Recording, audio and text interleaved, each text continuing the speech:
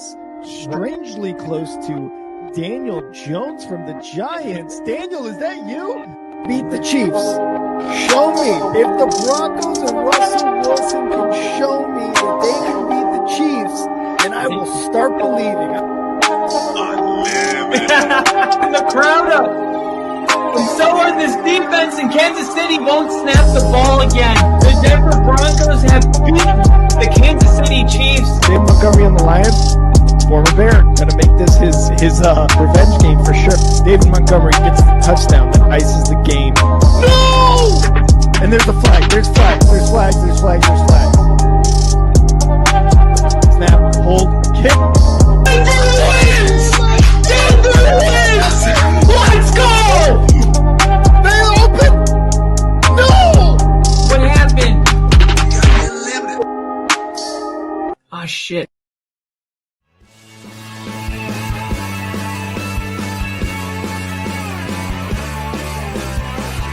America is football. Football is Football is America. And if you don't like it, you can kiss your candy ass for the moment in time. I don't give a damn. Oh my God. No! You loved it. It's 30-27. Chiefs win. Chiefs win 30-20.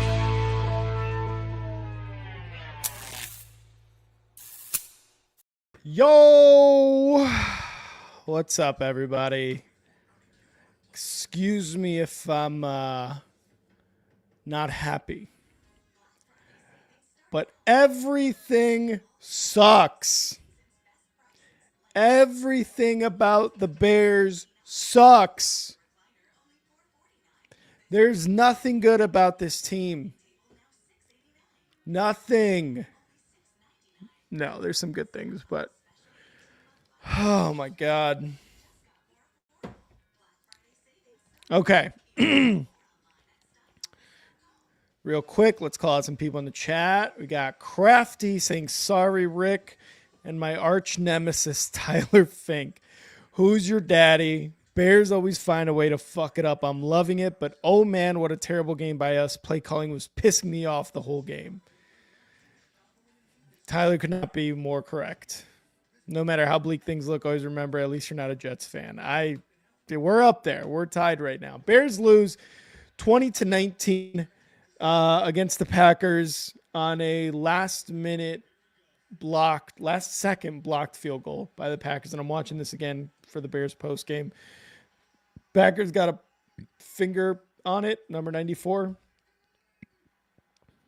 is what it is. So Bears lose 20-19 to the Packers. Last second field goal gets blocked by Cairo Santos. Everything leading up to that blocked field goal was rough. It was very, very rough. Now, the Bears had about 3 or so minutes left. They had one timeout. They had the 2-minute warning coming up. The first 3 plays on that first 2 plays on that last drive that the Bears had were both sacks, 2 sacks in a row. 1 sack the entire game prior to that, and then 2 sacks in a row. I was already thinking, this is it. It's the end. The Bears always somehow come up with a loss, and this is just a precursor to that loss happening. Now, what happened on the third play? Caleb Williams rolls out a bit, gets it to Rome, throws a beautiful pass to Rome. I'm sorry, not that one. Well, it was still a good pass. It was 3rd and 29, or 3rd and 19. He gets a pass to Rome, 16 yards, 4th and 3 upcoming. Bears are going for it, obviously. Now, you need 3 yards for a first down. What does Caleb do? He floats one to the right side. Rome makes a great adjustment, catches it, first down. Awesome. We're in business. I think the 2-minute warning had happened at that point, or it happened before the 4th down. I can't remember. Regardless, time is stopped. We have over a minute left in the game. Next play, first down. Caleb snaps it in shotgun, gets a great pass to Keenan Allen for another first down. We're at around the 30-yard line. Still a little over a minute to play, I believe, or just under a minute. The next play call is a run with Roshan. Now, you still have a timeout left. The Packers had called a timeout, their last timeout, with 6 seconds left, whatever it was. Eberflus decides after that catch by Keenan Allen that he is going to run the ball for 2 yards with Roshan Johnson. Eberflus still had a timeout left with 34 seconds, but decides to run the ball for 2 yards, lets 29 seconds or 27 seconds, whatever, tick down, and then he calls a timeout. He makes it a 46-yard attempt for Cairo Santos. You run the ball after the Packers called their last timeout. You run the ball for 2 yards, and that's it? That's all you do? You have 4 downs to get the ball even closer for Cairo, to get the ball in a better position. I don't know whose decision it was, but at the end of the day, it's the head coach's decision. Like, everything falls on him at the end of the day. To not want to keep running plays, pass plays, to get a closer kick for your kicker, who looked to be battling the wind. I don't know, but the 2 field goals, one of the field goals he made was like barely made it. I don't know if it was the wind. I don't know how windy it was. He was out there in the field at one point checking the air with the grass. But you're giving him a 46-yard field goal. I love Cairo Santos. He has been nothing but, he's been the best offensive player in the Bears for like 3 years now, ever since we got him. Let's be real. And you give your kicker a 46-yard attempt instead of something shorter. You had 30 plus seconds to get closer, and you had a timeout in your pocket. Let's play some hurry up offense, get the ball closer, or go for a touchdown, man. Go for a touchdown. Instead, what does Eberflus decide to do? Let's run the clock out, call a timeout with 3 seconds, and not give us a chance. Pussy football, man. That is coward football. And that is what Eberflus has done for 4 years, 3 years now. He is now 2-11 against the Packers. Against the NFC North, not the Packers. 2-11 against the NFC North. He's got 0 wins against the Packers. The last time the Bears beat the Packers was years ago. It has been way too long for anything to happen. Other than that, there's some good stuff going on. I'll go over some stats here. So, Caleb Williams, 23 of 31 for 231 yards. No touchdowns, no interceptions. The offense looked a little bit better. He had some really good throws for in that offense. DeAndre Swift had a really, really good rushing touchdown. Roshan Johnson had 10 attempts for 33 yards and a touchdown. Caleb Williams actually, used his feet today, ran for 70 yards. Just a much better offensive game than what the Bears what we've seen from the Bears the last 2 weeks, even 3 weeks, going into the fourth quarter of the Washington Commanders game. The offense looked better. Thomas Brown called a much better game today than Shane Waldron probably ever could have. So we had some good stats. Roma Dunze had a very, very good game for the most part. 6 receptions, 65 yards, 10 targets. DJ Moore caught all of his targets for 62 yards. Cole Kmet had 3 for 42. All in all, a much better offensive game called for the Bears. It just could not come to fruition because we have a coward of a head coach. That's exactly what it is. We have a coward of a head coach. I got to listen to the post game fucking conference or whatever for Eberflus and Caleb Williams, but this was just coward football. Mile High saying that's funny. Daniel Barry in the chat. What's up, everyone? Tyler saying, although it was a loss, the offense did look somewhat better than what it has been with the OC gone now. Broke the touchdown streak. That's right. That's probably been one of the most important things is that the Bears were actually able to score a touchdown after 26 straight series of not being able to score anything. And you saw there was a camera angle of Thomas Brown being very, very excited about it. Finally getting a touchdown with Roschon Johnson up the middle. Just bad decision making for Eberflus. The defense, he trusted his defense on that last drive. Let's go back to that fourth quarter because the Bears started off the fourth quarter with a 7-minute drive. They were fourth and short in Packers territory inside the 50-yard line. They were between the 45 and the 50. I forget exactly where. That drive took 7 minutes off the clock. And Eberflus, instead of going for it was a 4th and 3. Instead, he decides to punt the ball away. The Green Bay Packers are going to get the ball anyway. Your defense up to that point was not anything to be confident about. Josh Jacobs was running all over the place. Jordan Love was able to complete a ton of passes for big yards. After they punted it, what did he do? He completed like a 70-yard pass or something, a 40, 50-yard pass to Christian Watson. And they eventually scored a touchdown on that play to get it to 20. They missed the extra 2 points, the 2-point conversion.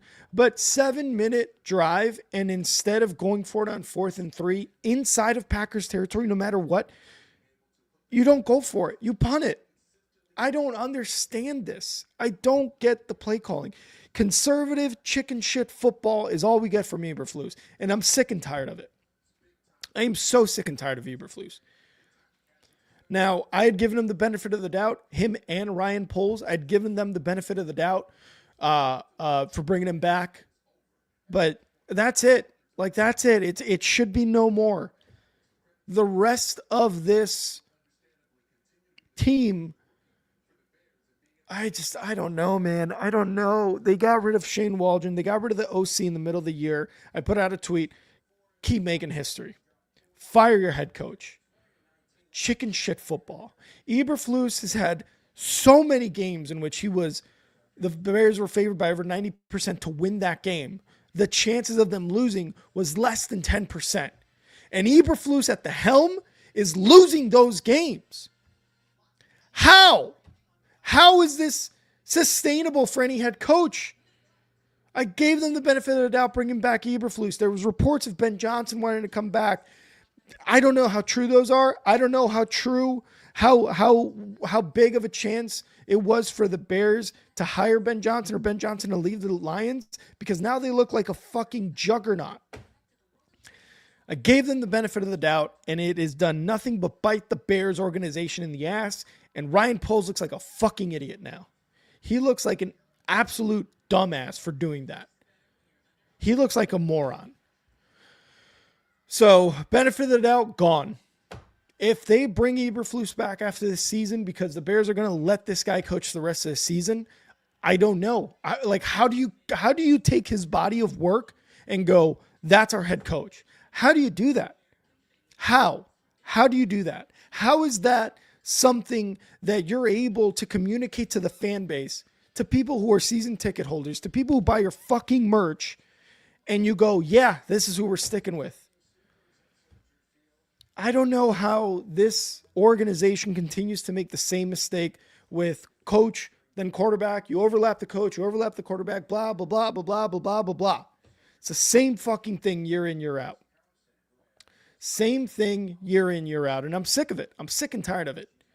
Am I gonna watch the Bears and watch that football? Probably. I'm probably still gonna watch it. But like last week against the Patriots, in the third quarter, there was a third down that they didn't convert. I was done with them. I was done with that game. I enjoyed the rest of my Sunday with my wife and her friends. Is that what the McCaskies and Ryan Poles and this Bears organization as a whole, is that what they want their fans to do? They want them to turn the game off midway and enjoy the rest of their Sunday? Because I don't know if that's sustainable to be an organization.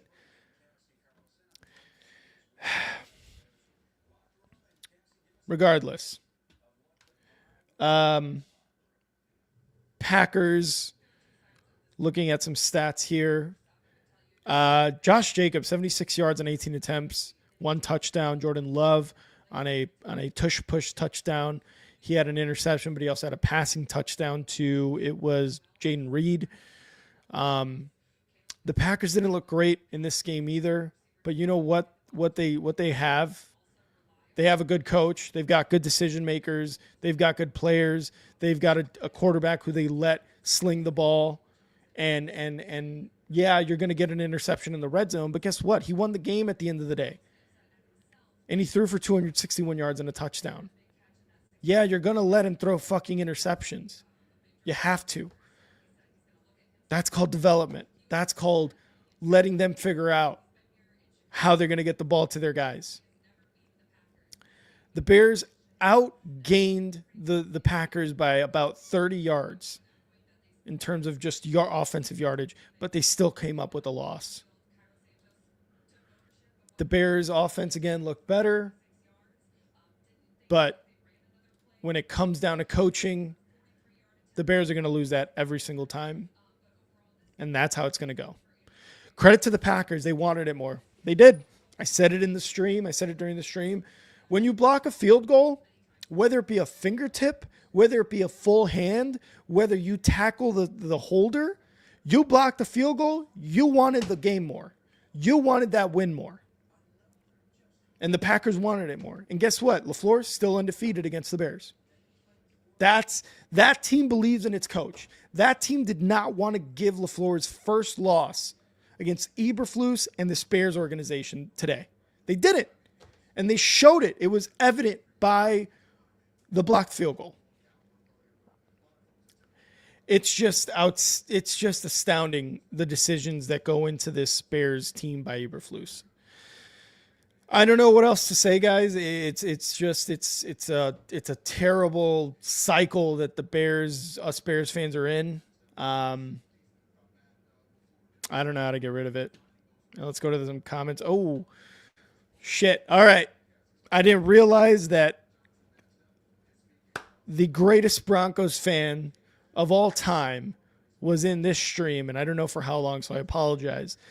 The greatest Broncos fan ever to touch this earth, ever to breathe the crisp Colorado air, ever. The epitome of Broncos country, the epitome of Denver football, the epitome of an all-around great person. We have got our boy Kyle in the stream. Kyle, I'm sorry. I don't know how long you were waiting there. Football. I did not realize how long you were waiting there. I'm sorry if you were there for a while. No, it's all right. I was letting you do your thing. I thought it was only natural that you had that moment. I think you deserve it. So I was happy to be just another viewer in that 10 minutes. Yeah, it was it was a bad game. It was a very, very bad game by the Bears. I mean, obviously you heard me talking about how Eberflus just plays coward conservative football, and how if they can get rid of their OC in the middle of the year, why not continue to make history and get rid of your head coach? Because that is not a head coach. That's not a head coach. No, he's not. It's I mean, it's one of those things where you don't want to be like, I told you so. Not you, but like just all of Bears fans. Yeah. I feel like the general public was like, okay, they made a lot of great moves, but there's this, why are they sticking with Eberflus? I don't even want to say his name. It's like Eberfluk. There we go. I was trying to come up with something. I don't understand it. I mean, you were starting a new era, and I said this yesterday. I was like, look, you can. The reason the Patriots didn't start Drake May is not because they didn't believe in him. It's because a lot of things can happen to a rookie quarterback that they can come back from. But one of the things that tends to be the most detrimental to a young quarterback's success is if at any point in the season they get in their head. Yeah. And I was worried that that was going to happen to Caleb Williams if they didn't make some adjustments. So they fired the offensive coordinator, and I thought Caleb Williams looked better today He than he did. has. And well, I mean, he couldn't have looked worse. So we'll put that out there. Yeah. But he did look like a different quarterback. He Yep. looked like a quarterback that you don't have to freak out about whether he's going to work or not or what's going on. I mean, it was honestly like the Bears make that kick and no one's even talking about any of this. Mm-hmm. So, I mean, they missed the kick. It happened to me last week. Game-winning field goal gets blocked. It sucks. It happened to a division rival to me. Yep. It sucks. There's really no words for it. And only thing that makes it better is time. Around Thursday, hopefully you'll start feeling a little bit better. But with the Bears losing that game, with kind of the playoffs hanging in the balance, I don't know if it gets better. At least like when it happened to me, by Thursday, it's like, all right, well, if we beat Atlanta, we can still kind of play for the playoffs. There's something to look forward to. And I feel like the problem with Bears fans right now is that they don't really have anything to look forward to now. Nope. And that is like the ultimate failure. You can do a lot of things wrong as a coach and as a GM, but the one thing that you can't do is take away hope from your fan base before it's even the middle of November. Or, here we are in the middle of November. So it's a failure on the Bears' part. I'm going to hold Ryan Poles accountable. It's a failure. Yep. As a general manager. You got to be able to pivot from your bad decisions. And I mean, at this point, there's no sense in firing Eberflus because if you bring in a new head coach, he has to install his system, and that stuff's going to take some time. Honestly, your best bet is sticking with Eberflus, but the fact that we're even in this position is ridiculous. So, I mean, hopefully, a ton of talent. You should be able to get somebody like Ben Johnson. But we've seen a lot of offensive coordinators succeed with very good head coaches. You got to keep in mind, Ben Johnson has Dan Campbell. Yep. This happens a lot where we think that OC would make a great head coach, but what we're not realizing is how much of a leader is he and how much is that Dan Campbell? And, ideally, he's a great play caller. Could he be a good head coach? Remains to be seen. I don't really have an opinion on it one way or another. I think he's a hot candidate at this point because of the way the offense looks. They score 50 almost every week. Yeah. I would want him. He's got to be an improvement from Eberflus. Absolutely. But yeah, I mean, the fact that the Bears didn't already address this in the offseason is kind of a shame. It's kind of a shame. And I couldn't agree more with that because a lot of times things like this happen, like how you're saying, oh, that's a great defensive coordinator. Oh, that's a great offensive coordinator. Their defense is great. Their offense is great. But how many times does that translate into being a head coach? And that's always like, well, let's get them into a head coaching position and see how it works out. Now, Bill's asking, who do you want instead of Eberflus? I mean, Ben Johnson is at the top. Obviously, again, kind of like what Kyle was just saying, like, can he be a head coach? Because he has stated that I want to be a play calling head coach. What if Mike McCarthy? What if Mike McCarthy got fired from the Cowboys? I mean, he's like, I think, in my opinion, he's the safest head coach out there because he is a proven winner. He also happens to be like one of the most underrated coaches, I think, in my lifetime. Sean Payton has won Super Bowl just like Mike McCarthy, and they're not too far apart in when they happened in 2010. The other one happened in 2009 or maybe 2009. I think 2011. Yeah.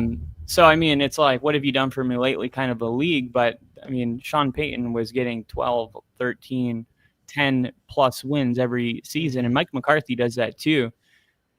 I think you're kind of rolling the dice on, hey, let's get some fresh blood in here and kind of not kind of have like the Bill Belichick's, the Mike McCarthy's, the the Titans, Vrabel, all these Vrabel.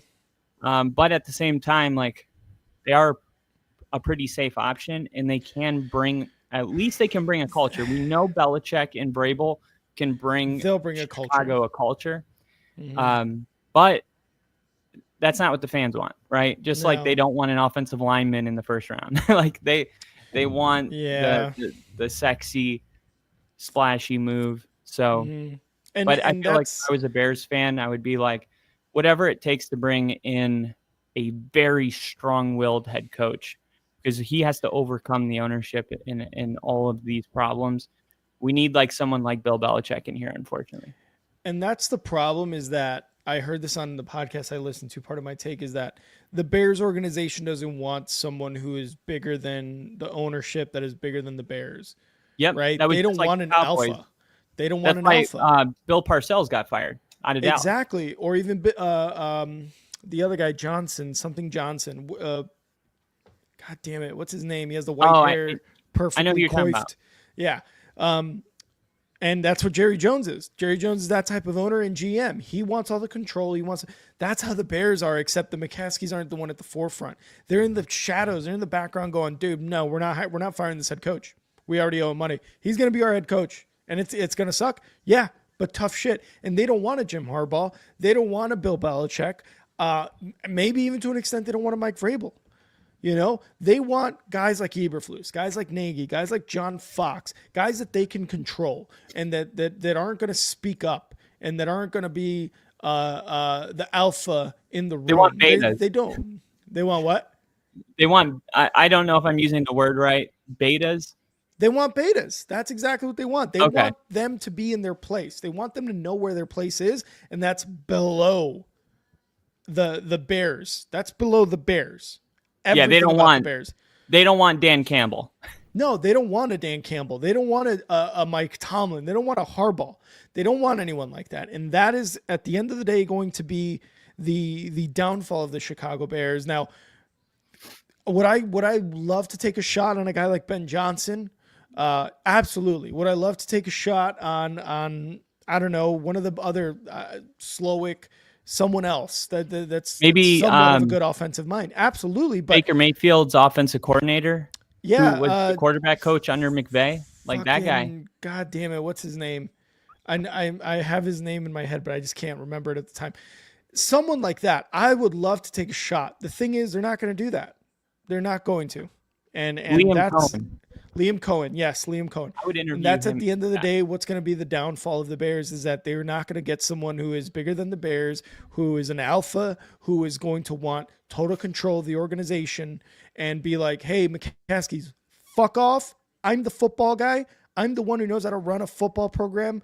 You supply me the money, Yeah, and I will get this shit done." They're not going to do that, which is also and sucks. the one thing that I think people don't consider is like you look at Detroit and how good they are right now. I mean, look at the Chiefs, right? They win all these Super Bowls. Has anybody ever stopped to think, why hasn't Spags, the defensive coordinator, gone to be a head coach? Yeah. Some coordinators see that there's an opportunity to be a part of something special that will live in history. It's one thing to win a Super Bowl. It's another thing I mean, imagine if Spags after the first Super Bowl would have like been like, I could be a head coach and leave.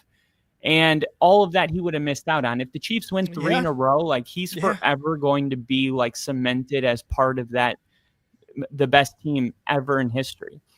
And you got to ask yourself, the way the Lions look, if Ben Johnson would be satisfied with 1 ring, or if he would say, you know what, I think this team could. This is the type of team that could go back to back. I'm thinking. So, like, it's worth thinking about. You know, we're just assuming if the Lions win the Super Bowl, Ben Johnson's out. I don't know if that's the case. Exactly. I don't know, man. The Bears are.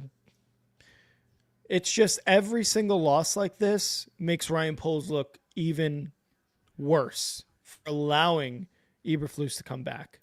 And so there's a lot of coaches too that fail their first time, though. I see Bill's comment, and I totally get that. But there's a lot of coaches that their second time they get it right with that. Pete Carroll. Look at Bill Belichick. Bill Belichick. The Browns. Nick Saban. I mean, Nick Saban. there's a Like, long list. there is. I can't get over this loss, man. This loss. That's 2 heartbreaks in one season. The What Hail was the Mary other and then one? the block kicked. Oh, yeah, it sucks, dude. It fucking Yep. sucks. I know. I And feel like I just went through this. Our teams it's are. I dog hope shit that feeling. that doesn't happen to me today. I'm really hoping because our teams are No, it really already looking. happened to you. It's the Broncos are looking good, by the way. 14-3, I believe, right They now. just got a 55-yard field goal, but yeah, Bo Nix looking great. He's got a Yeah, touchdown pass already. He's 11 for 12, he's got 117 yards. time. He's looking good. So, I think um, he's at that point in the year where he's pulling away from Jaden Daniels. I really do believe that. mm, And the numbers all show it, but Denver has to win their football games. They're coming off yeah, back-to-back that's losses, true. but they have a very favorable stretch here where they could string together 4 in a row. And if Bo Hmm. Nix, oh my God, what a pass by Nix. There you go. All the Bo way Nix down just almost to just the doing 30. great things. Um, yeah, man. Again, credit to the Packers. They wanted it more. They didn't want their coach to lose for the first time in 5 years against the Bears. They blocked the field goal kick. Um, Good win for the Packers, man. Jordan Love didn't look great again, but again, if you're going to throw an interception in the red zone, you better come out with the win regardless. And they did.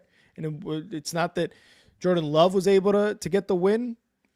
He actually got the game-winning drive. He got the tush push in for the touchdown, and then they got a blocked field goal. And if that's the way you're going to win games, that's the way you win. You win ugly, but you win. And the Bears can't do that.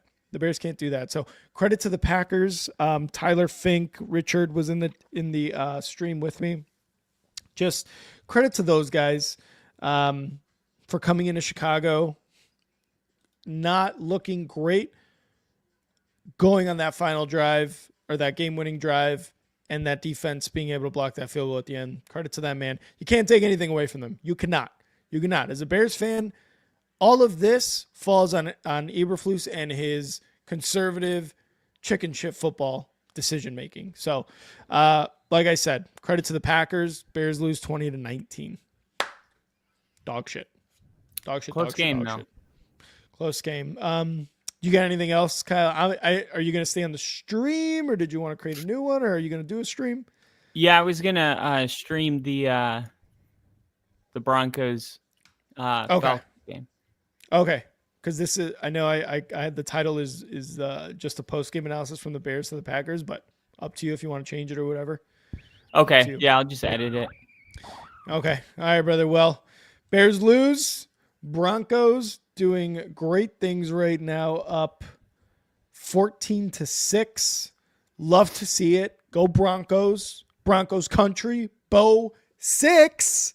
They're going to get the dub today against the Falcons. Me and you both picked the Broncos. Whew, I hope so. I hope Yeah. so. We need it. We need it bad. All right, brother. Well, thanks for stopping by, and go Broncos. I'll see y'all later.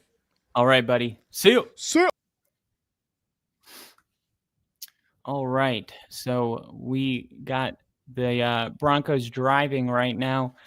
Looking pretty good so far. I think when you kind of step back and look at the Broncos offensively, they had their first opening game touchdown drive since I think week 3. It's been a long time.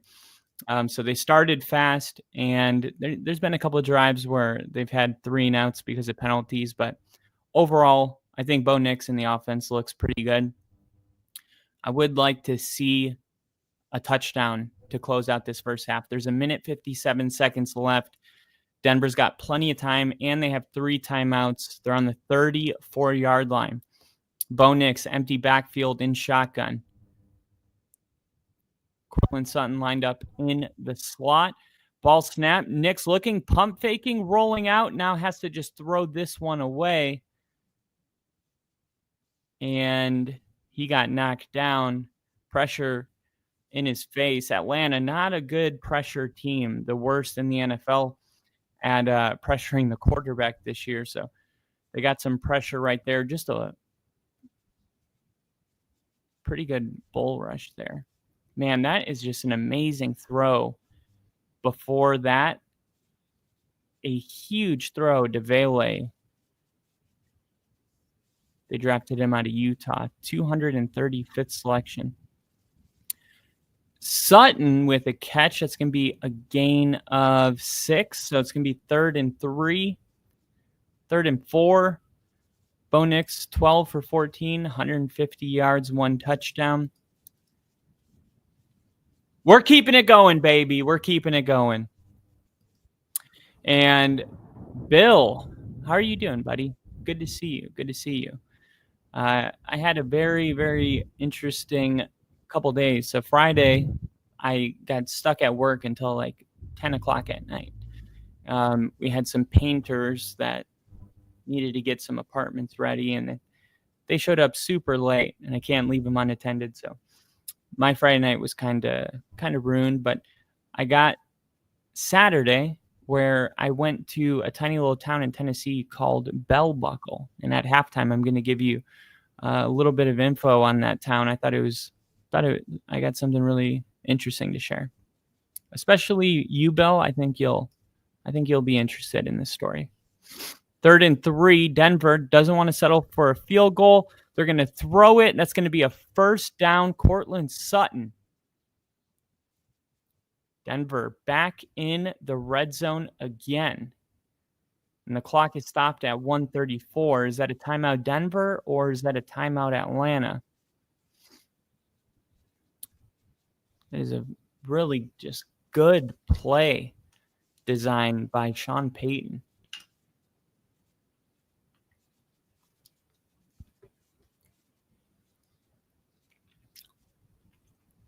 Oh, okay. We got 2 timeouts remaining for both teams.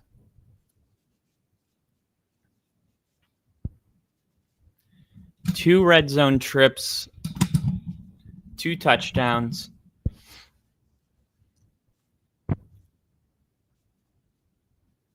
Offense huddling up right here. Really want to see a touchdown. A 21-6 halftime lead would feel really good.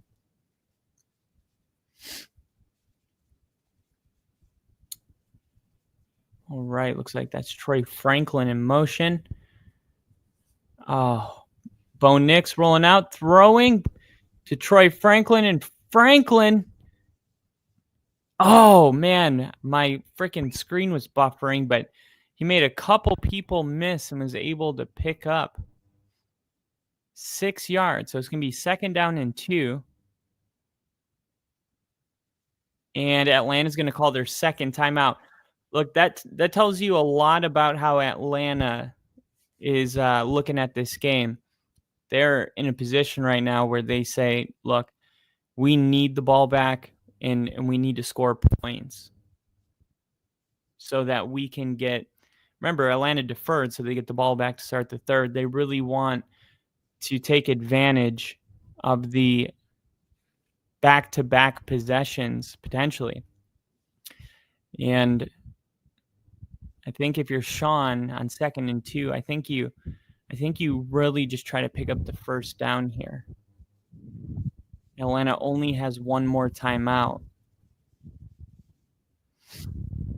And here we go. They're going to hand it off, and they're going to run it, and that's going to be a 2-yard gain. First down, Denver. And now Atlanta not even calling that timeout. So Atlanta tried to get the ball back, but now they have accepted their fate that Denver will most likely finish this half with the football. 53 seconds and counting. Denver still holding on to 2 timeouts. A little bit of motion. Nix. Oh, he got tripped. Oh, my God. Oh. Bo Nix tripped over Mike McGlinchey's foot. Come on. Oh, my gosh. Ooh. Stepped on Nix's ankle kind of weird.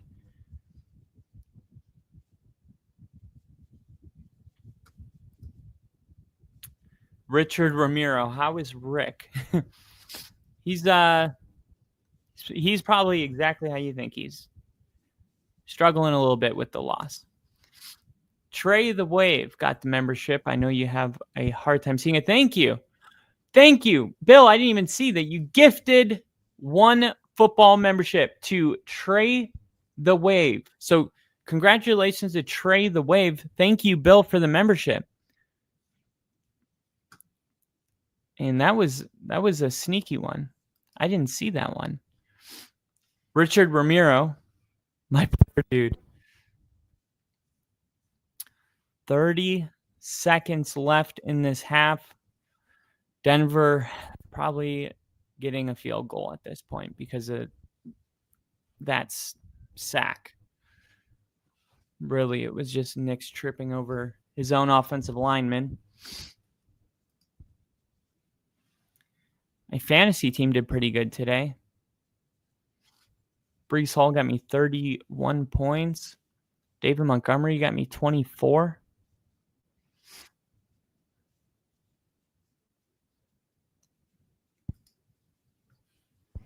Let's see.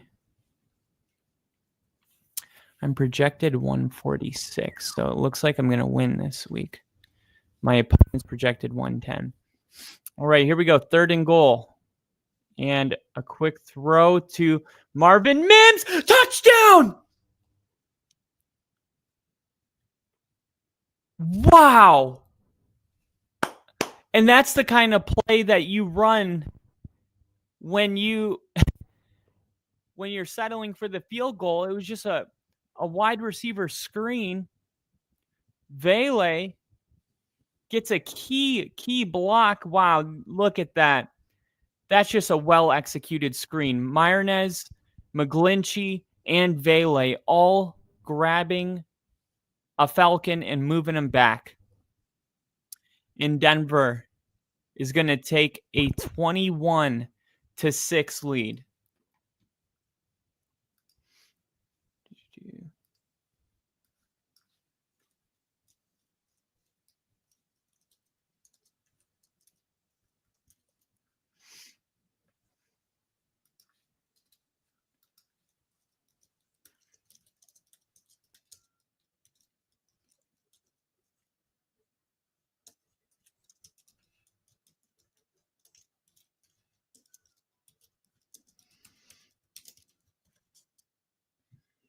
All right.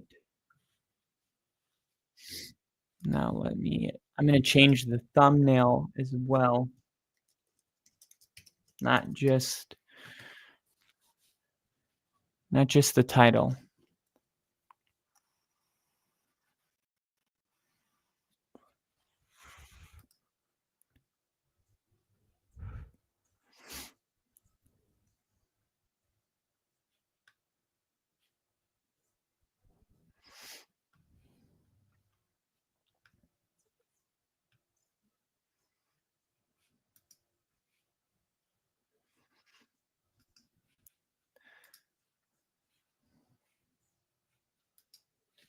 Change thumbnail.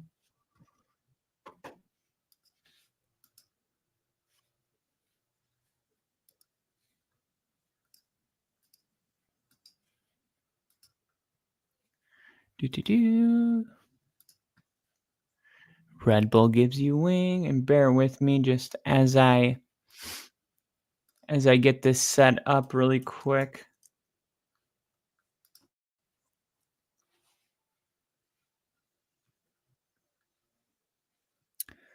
YouTube thumbnail.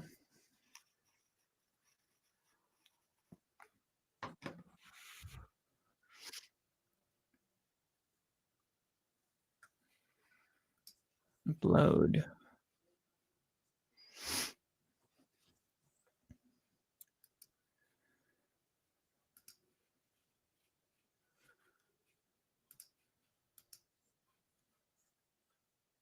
Boom.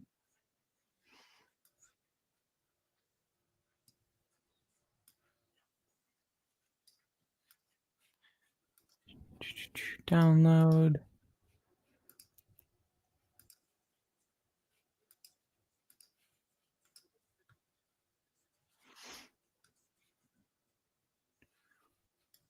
Change thumbnail. Boom. Apply.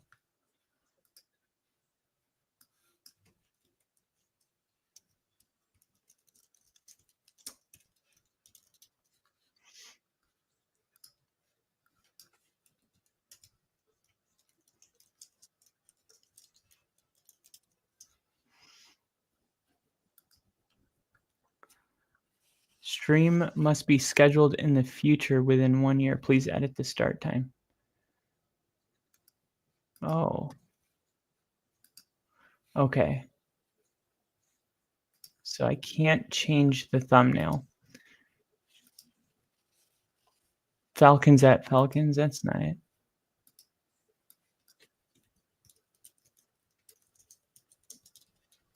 They got to hurry. They got tackled in bounds. Save changes.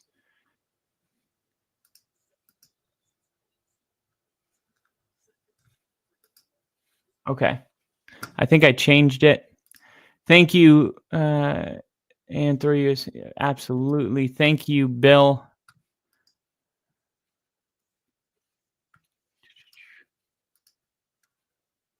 What is this? That's week 8.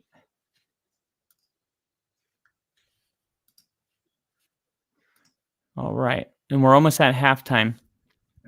Denver will call their final timeout. That gives me a second.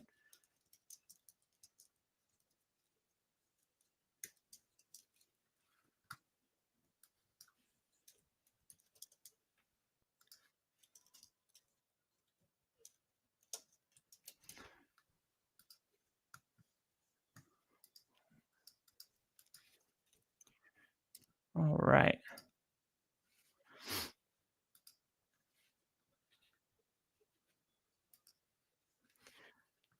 All right. We're almost there. We're almost there. 10 seconds left.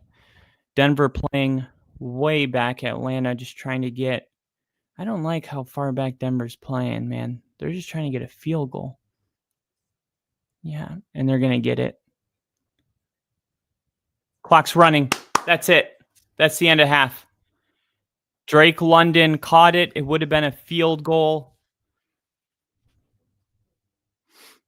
Riley Moss tackles him inbounds, and that is the end of the first half. 21-7. 21-6, excuse me, in Denver, man. What a freaking first half.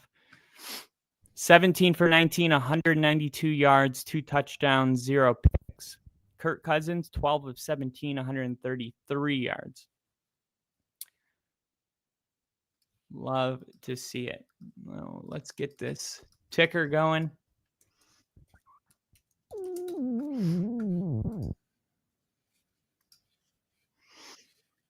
Banner. All right.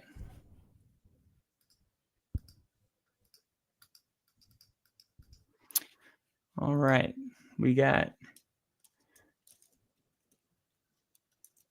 Indy 28, New York Jets 27, Minnesota 13, Tennessee, or Minnesota 23, Tennessee 13, Baltimore 16, I called that,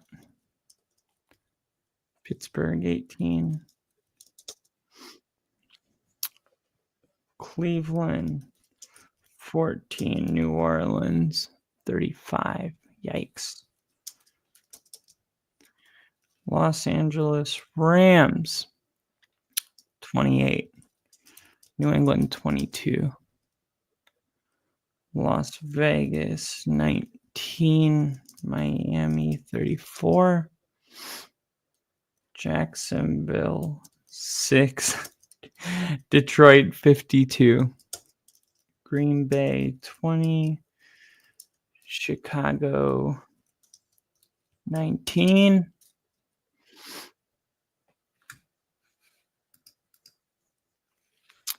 Washington 18, Philly 26,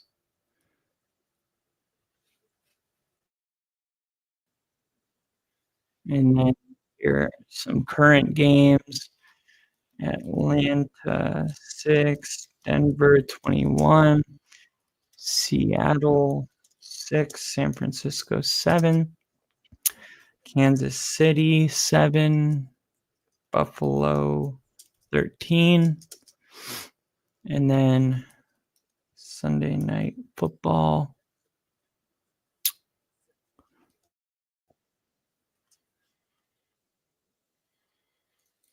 at Los Angeles Chargers.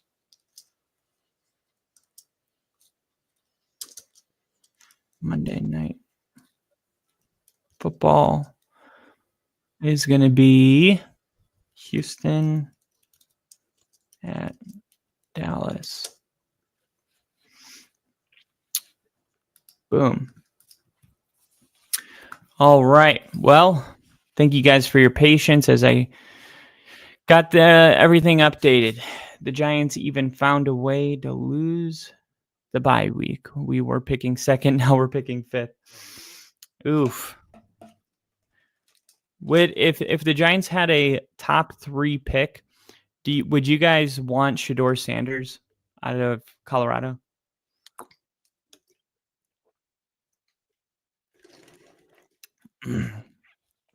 All right. So I have a really cool story to share with you guys about this weekend in this little town that I went to. But I'm going to D for the P really quick. And when I get back, story time.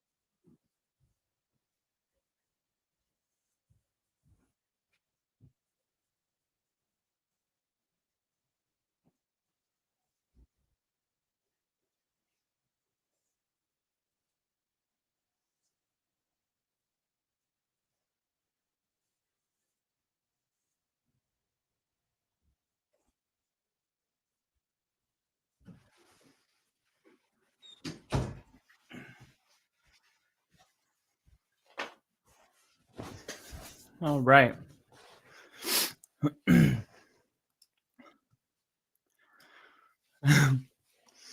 True. All right. So this weekend I went to Bell Buckle, which is a pretty small town. I mean, it's like there's like 5 stores in the whole thing, but I looked it up and everybody was saying it was like the cutest little town to go to. So it was my girlfriend's birthday, so I did my research and I was like, okay, this is the place. And I took her, and then I saw there was a whiskey distillery, like maybe 7 minutes down the road.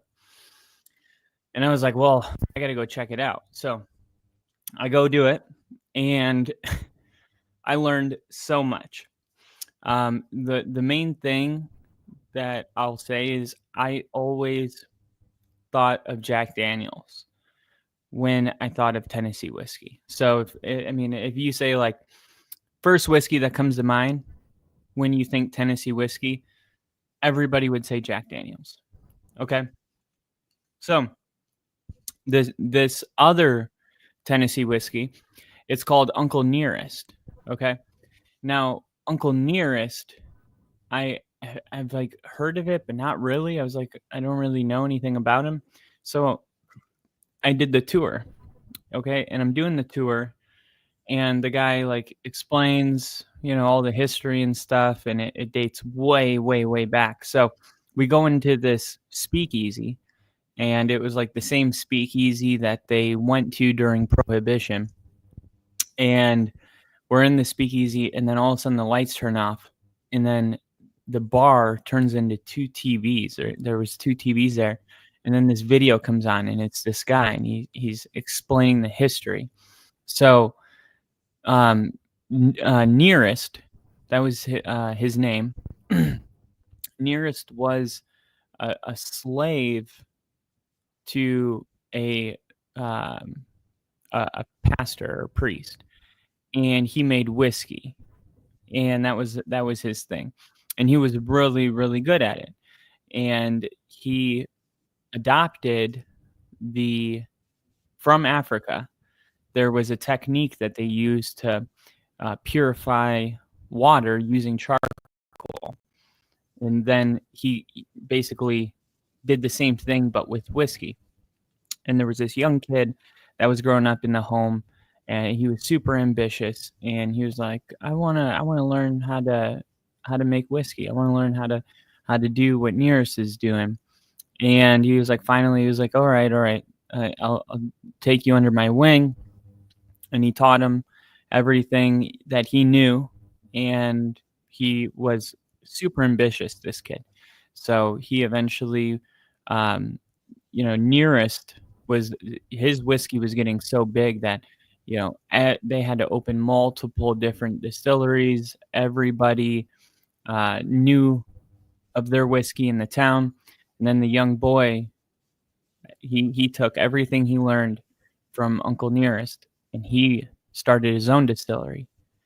And you might know this young boy as Jack Daniels. Jack Daniels learned everything he knew from Uncle Nearest. And what I didn't know about Tennessee whiskey is that Tennessee whiskey is actually Black history. That's like their thing. I had no idea. I had no clue that it was an African American that created all of this, because it was him that decided to use charcoal. And that, to this day, is what makes Tennessee whiskey different than bourbon and different than everything else. It's the way that they, I guess, refine the whiskey using charcoal, and that technique came from Uncle Nearest. This was the single barrel. This was a limited edition one. They only had I think like 12 to 15 of these, and I took a sample of it, and it was so good. It's toasted, so it's kind of sweet, but I mean it's 120.6 proof, so it's got a bite, but it definitely balances out really nicely with the toasted. Uh, it kind of brings a sweetness to it to make the fiery bite palatable. But it says this unique whiskey has been handcrafted and aged in select toasted barrels and captured the essence of balance and bold flavor, enhancing its complexity with depth. Enjoy the smooth finish with every sip. And for an exceptional experience, I highly suggest pairing it with your favorite chocolate. So here we are. I got a homemade chocolate cookie.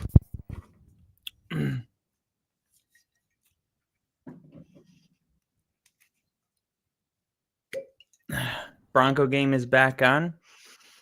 That is good. We're just gonna.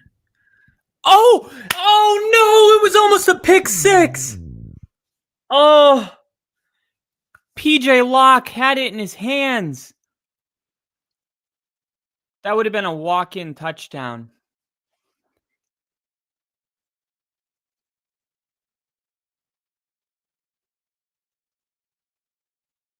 Why does he drop the ball?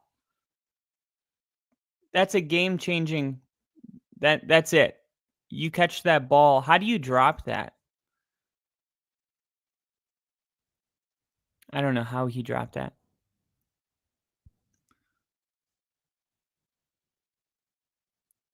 Ray McLeod catches this, and that's going to be a gain of 2 on 3rd and 10. So here comes the punt unit. That would have been a 28-6 moment right there. Oh, that hurts. Stacked bunch there on the outside. Looks like Drake London was downfield. And maybe they could have taken a shot downfield to Drake London, but no, they don't.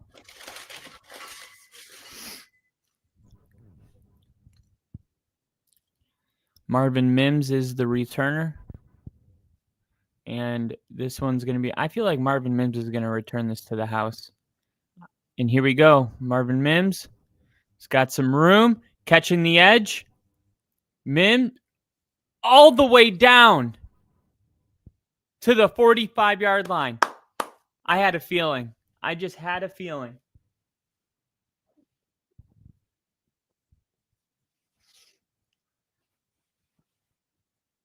Oh. This is the perfect glass.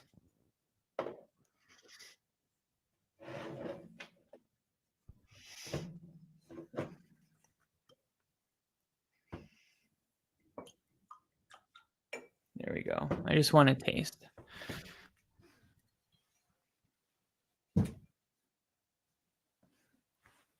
Where's my lighter? I want to light my candle.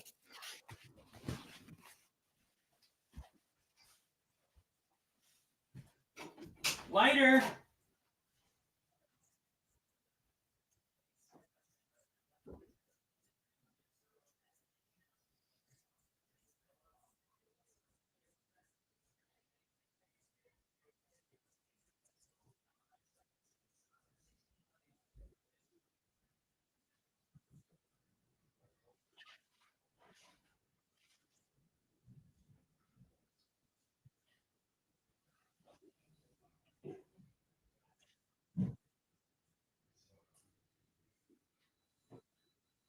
That'll do, donkey. That'll do, donkey. Here we go.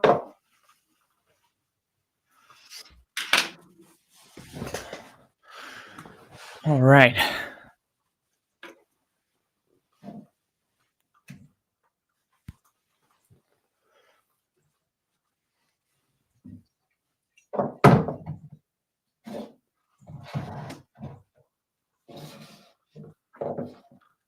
See.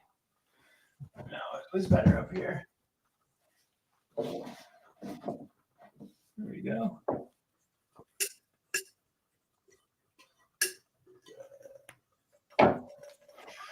All right. How will Bo Nix come out on this drive? And keep me honest on my ticker if you guys see anything funky. Oh, Kansas City's up 14-13.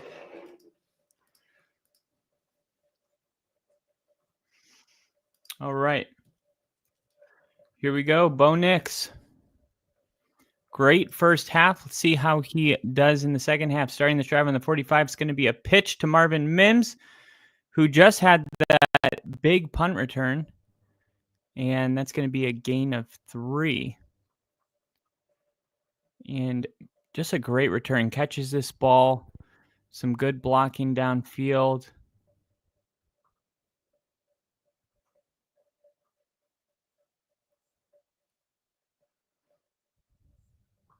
JL Skinner with a good block. First year. All right. Here we go. Handoff. Javonte Williams. So back-to-back runs, and it's going to be 3rd and 4, 3rd and 3.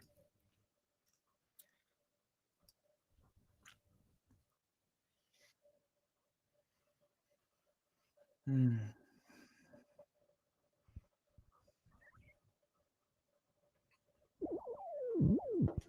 Hmm.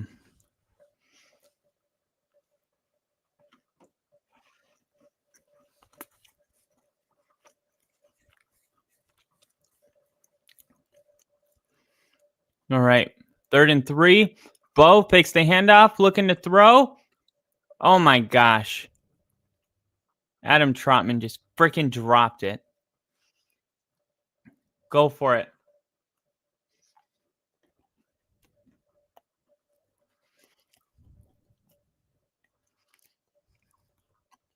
Come on.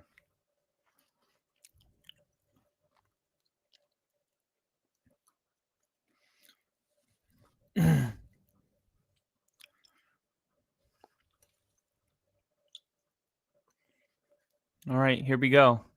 Denver's going for it.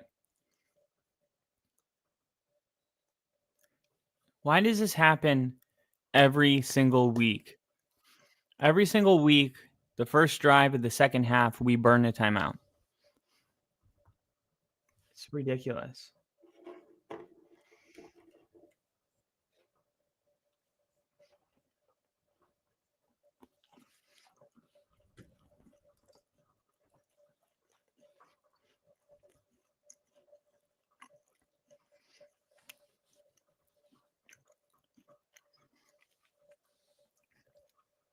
Dang, I should have started Xavier Worthy.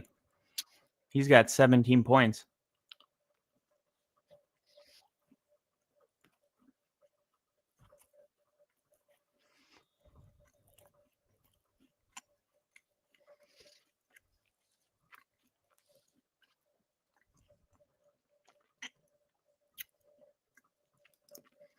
All right, here we go. 4th and 3.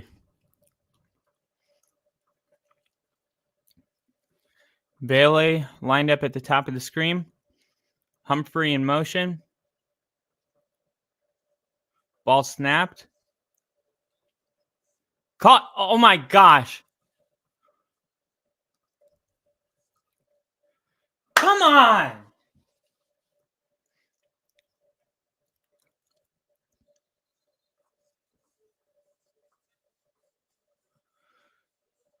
Two drops in a row.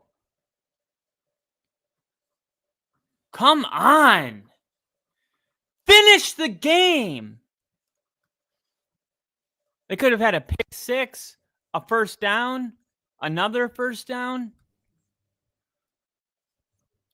God. I'm so sick of Lil Jordan Humphrey. Why is he even in the game?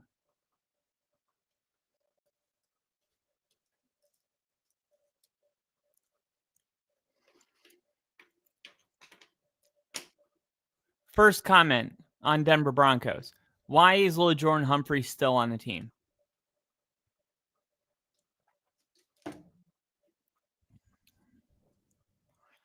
And you know what I really hate about this? This is the exact kind of crap that happens. And guess what? Bo Nix now has 2 incompletions that are not his fault. And not only that, the drive ends. A drive that Denver was going to get points. Like, I feel like Bo Nix is playing. That was such a good throw. He hung in the pocket, delivered a good ball, contested area, but a perfect pass. If we had if our players just really took advantage of how well Bo Nix is playing right now, Bo Nix would be playing so much better. If you catch my drift. Man. Penalties, fumbles, drops.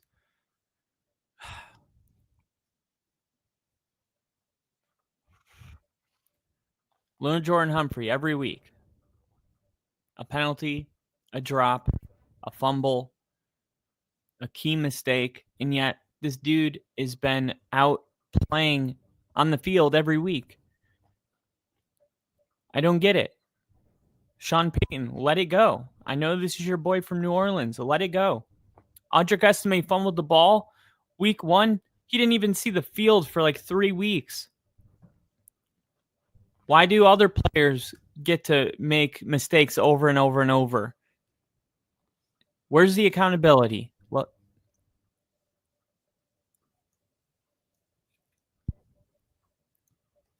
okay, so Denver's gonna stay on the field. They're gonna say that Lil Jordan Humphrey did catch the ball, so now it's just a fumble, which I thought it looked like a completion and a fumble too, but it just wasn't ruled that way. And I've also seen this play. It seems like every single time this year, it gets ruled incomplete. But obviously, I'm happy with the reverse. Lil Jordan Humphrey, of course, still on the field. Unbelievable.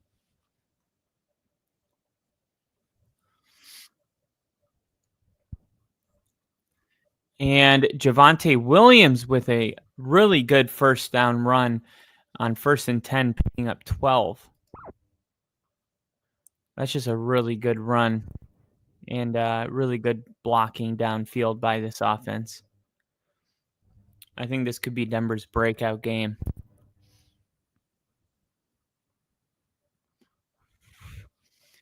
And they're in the red zone right now. They got 3 touchdowns in 3 trips to the red zone today. Knicks with the fake handoff in the keeper. They bid on that hard. Only picked up 3, but a really good design run coming in at a really good time.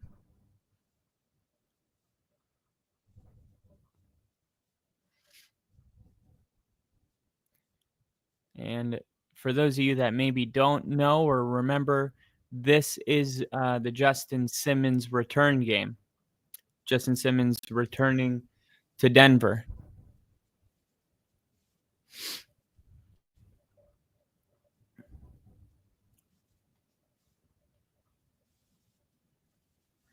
Looks like he's running a safety blitz now and firing and incomplete. Dang. 3rd and 8 now. It looked like Cortland Sutton was wincing. I don't know if he's just tired.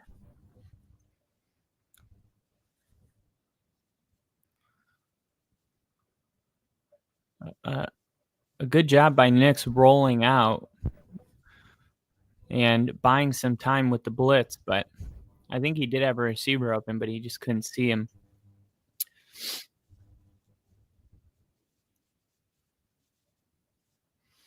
Geno has been picked. Here we go. Knicks. First down to Vele. That's what I'm talking about.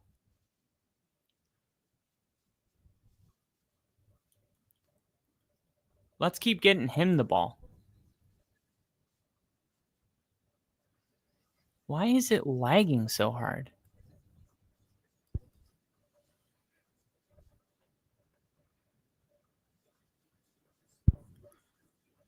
All right. 4 catches, 66 yards. Nick's 19 for 23, 211 yards and 2 touchdowns. Looking to get a touchdown here.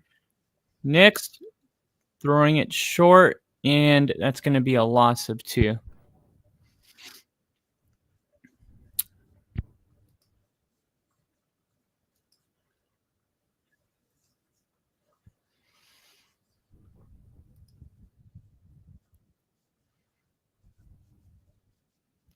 All right, 2nd and goal. Let's see what Sean Payton can draw up here.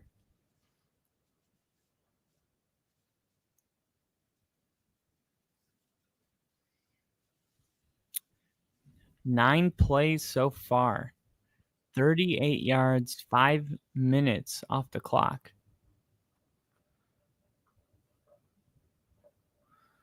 Come on.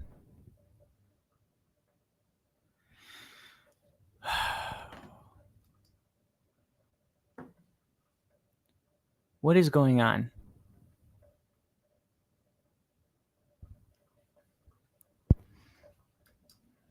Dude, what the fuck? My computer's frozen.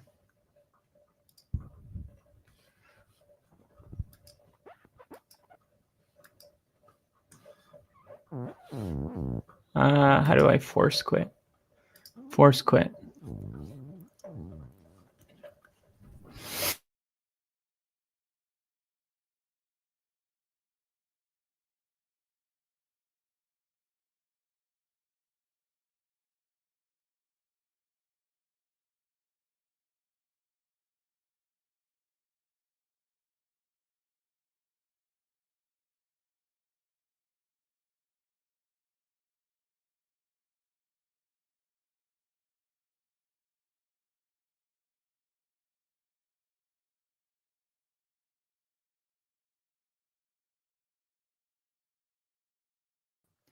All right, I'm back. I had to force quit because of what was going on, and now the commercial break. Is that good or bad? Why are we at a commercial break?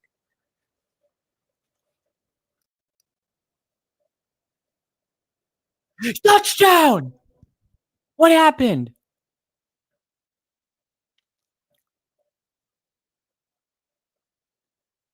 What happened? Where was the touchdown? Troy Franklin, Bo Nix, touchdown. Bo Nix, 3 touchdown passes. 3. 3 touchdown passes.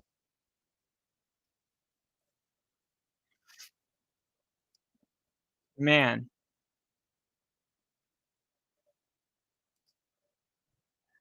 this this is the exact kind of win that we needed. And the 49ers got a field goal, so now they're up 6-10. Buffalo's in the red zone, down 1. So a lot of good games here in the 4 p.m. slot. Let's see. And it is gonna be 16-14 at the half. 16 Buffalo, 14 Kansas City. And wow, that is a really, really close game going on over there in Buffalo. Kansas City should have lost last week, potentially could have lost this week.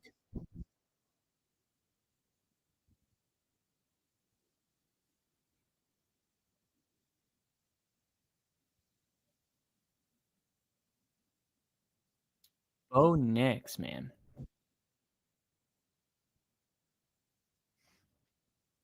second rookie all time with 200 passing yards and 2 passing touchdowns in 4 straight home games. The other guy, Peyton Manning.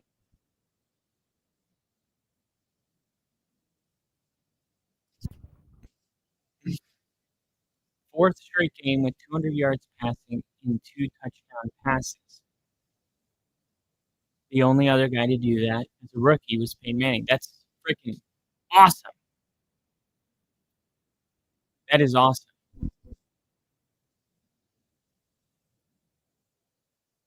And Atlanta will start this drive on their own 30. Quick throw to Kyle Pitts, and that'll be a gain of 9. Denver's offense definitely giving the defense a little bit of breathing room here. We got all of the big wigs in the house today. Condoleezza Rice, the Walton Penner ownership group watching up high. Cousins, nobody home. Denver's defense hasn't given up a touchdown yet in this game.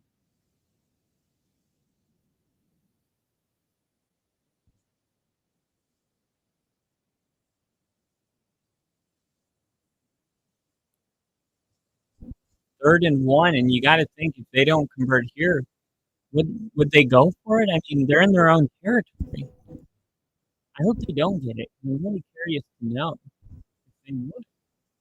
They're going to try a quick throw, and they're going to be able to pick it up. And they needed 1 and picked up 18. Just a quick little,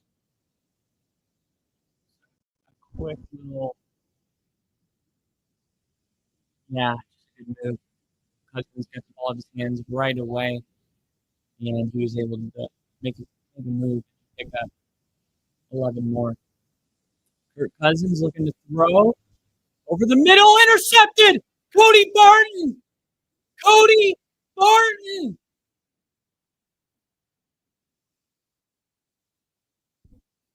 Second pick of the year.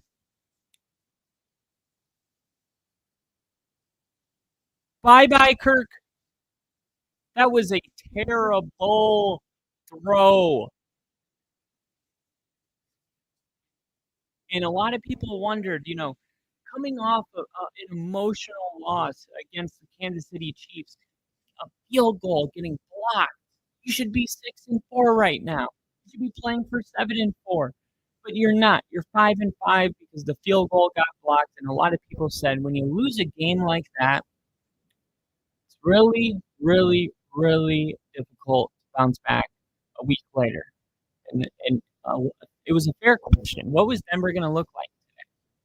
How are they going to respond to getting blown up by the Ravens and then having a game end the way it did last week against Kansas City? And the way you respond in these kind of moments really tell you what your team's made of, right? If there's one thing that is evident from this game, it's Bo Nix continues to improve every single week.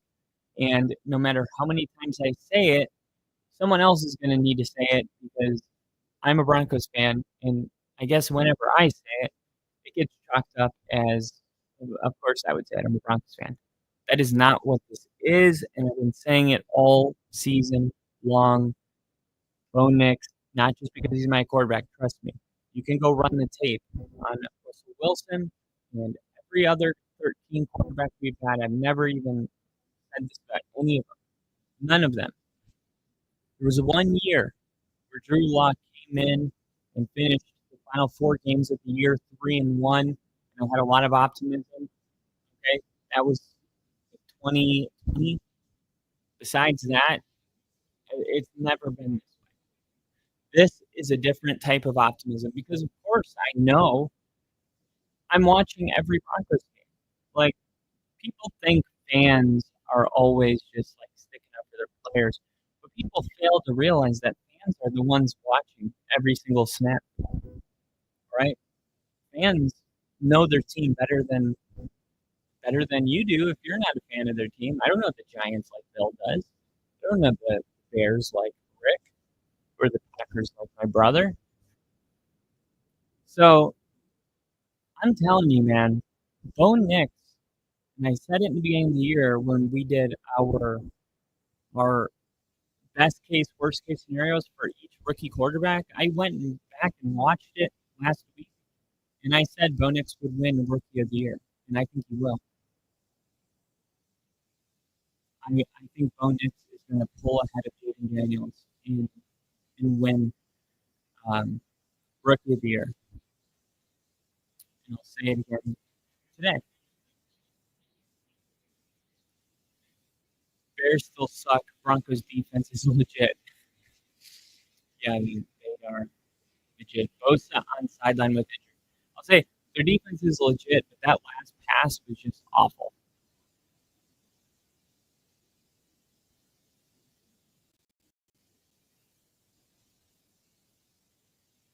Here we go. Bo Nix looking to throw, and he's going to hit his check down. And that's going to be Estime with 12 yards and a first down. And, man, they have given this home crowd something to cheer about.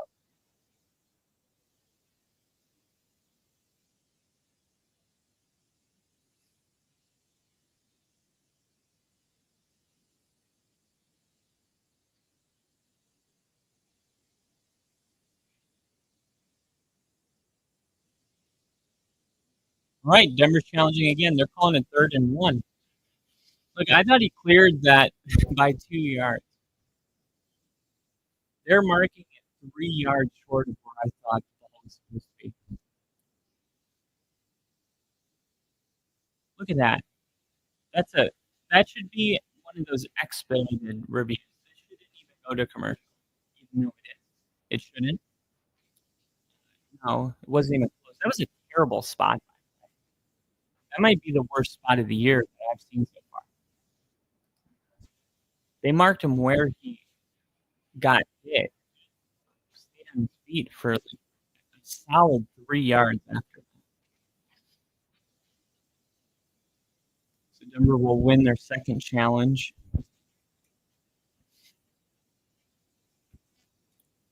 Two challenges in the last 2 drives. Bo Nix is now trending on X. Which breakdown is first? Like for Bo Nix, retweet for Caleb Williams. Wow. Only 38 retweets to 357 likes. However, it is a lot easier to like than retweet. So I'm not sure if that's entirely fair. And now I'm finally seeing that touchdown.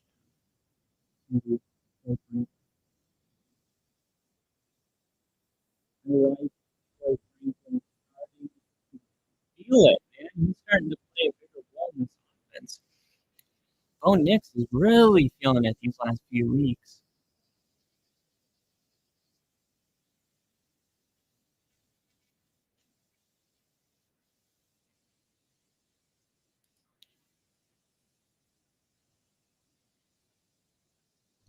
Bo Nix has no arm strength. My favorite comment of the year.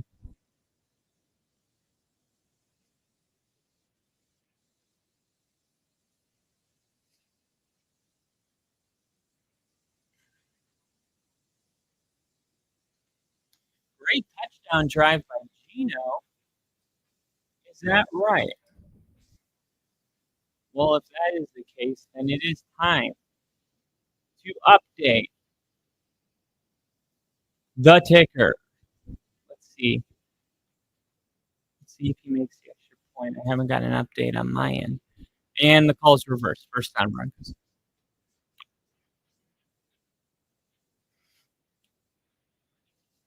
Spotted a yard off.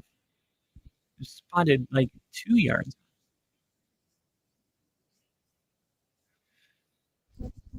All right. Nix 22 for 27. Here he is looking to throw, and he's gonna hit his check down again. Oh, Tyler Batty! No, that was Estime. Estime jumped over a Falcon.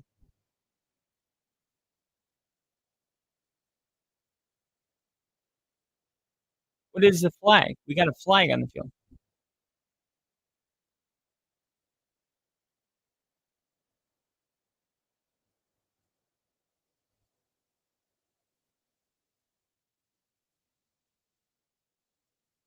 But oh my gosh.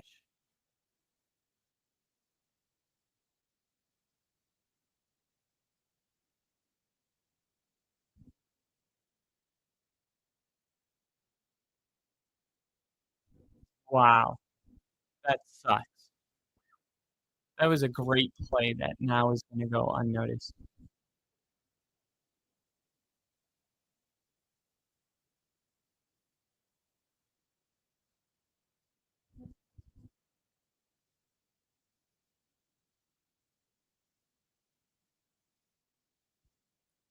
All right.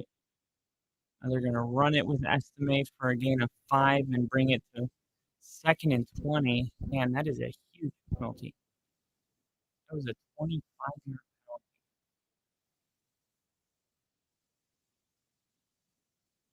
when you include the yards that they did have. That is a big penalty. Here we go. Nick's looking to throw. Caught.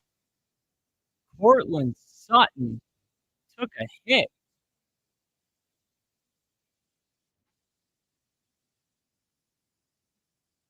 Middle of the field, and Sutton just does a good job of hanging onto the football and making it 3rd and 10.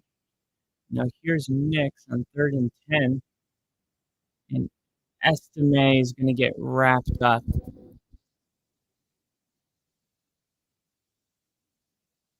Landon.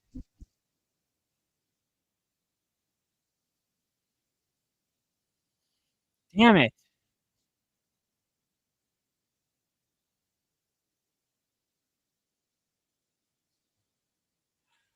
Now it's 4th and 10, and we have to punt. Damn it. Jeez. Bo's kind of dope. Bo, Bo is pretty dope. Not gonna lie. 4-yard line. The ball gets downed at the 4-yard line. Denver, man, playing good on all 3 phases. Denver's defense does really, man. 35 sacks, allowed 18 points or less in almost every game. Top 10 versus the rush and the pass. One of only 3 teams top 10 against the rush and the pass. The other 2 are the Eagles and the Chargers. Today, they've only allowed 6 points and takeaway. They've only allowed 184 total yards of offense, and they can't convert on 3rd down. And they're smelling blood right now. Here we go. They're going to run the football with Bijan Robinson. That's going to be a gain of 4. Try to get some breathing room for Atlanta. Can't stay for the stream, but the Super Bowl is back on. Oh, man. What's up, Nick? I like where your head's at. You really do. 2nd and 5. Denver rushes 4. Cousins, incomplete. Trying to get it to Drake May, and Sertan says no. Incomplete. And we are going to update the ticker because Seattle just scored, and that makes it a 3-point lead over San Francisco in what's a really tight NFC North. Patrick Surtain, 57% completion rating when targeted, lowest in the NFL. 3rd and 5, they're freaking out. Now the ball snapped. Cousins doesn't know what to do, and now he just chucks it. It gets completed somehow, and now there's going to be a face mask on Kyle Pitts.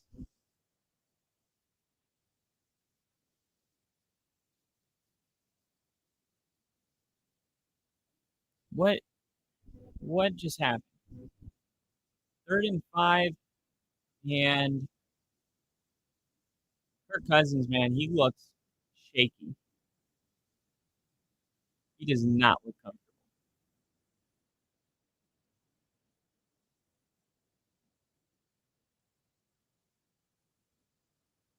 The Broncos playing. Oh, what's going on?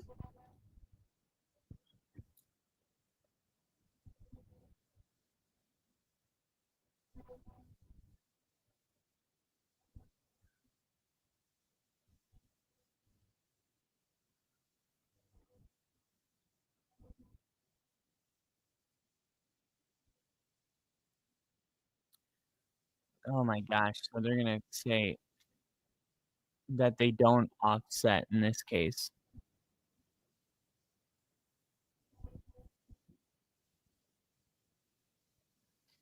I thought Japan had his face mask on. All right. So it's going to be 1st and 10. Let's see if Denver's defense can get another takeaway here. 1st and 10.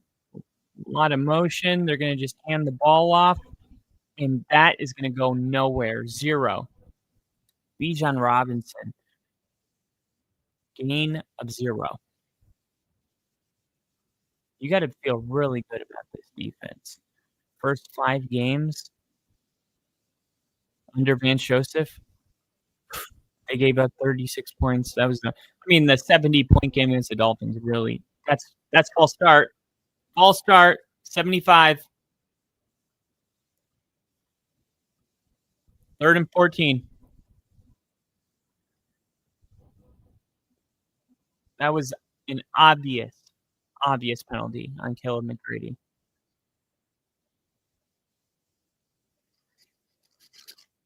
Raheem Morris, man, he looks upset. 2nd and 14. Clock rolling under 4 minutes in the 3rd. 22-point hole for Atlanta. Quick throw. And he's going to go down and, Atlanta. Offensive lineman, 76. McGrady slow to get up. 3rd and 7.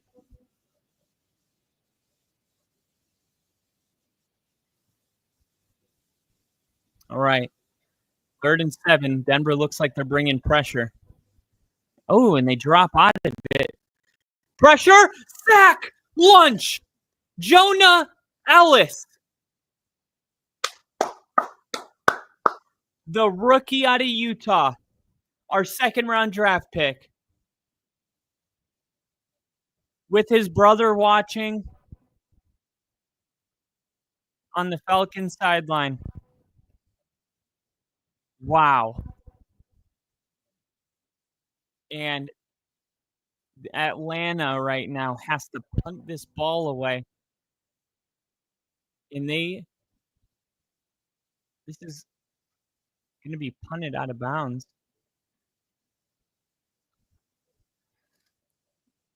Jonah Ellis. I love the Broncos are out here having fun, playing free, playing fast, playing good. Meanwhile, Atlanta just getting totally embarrassed right now. And already, Michael Penix is trending. And they are saying it's Michael Penix time. Would that be an option for the Falcons if they deem this game as unsalvageable? Could we see Michael Penix? And Bill says, hell yeah. Here we go. Jaleel McLaughlin. And Bill, I assume you're saying hell yeah to Michael Penix coming into the game.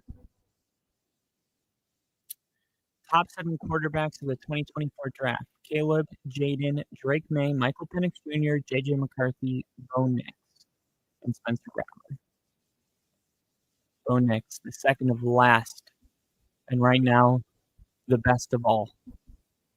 in every quarterback metric. Today, he's 24 for 29, 238 yards, 3 touchdown passes, and he's going to pump fake, now rolling out, now throwing downfield.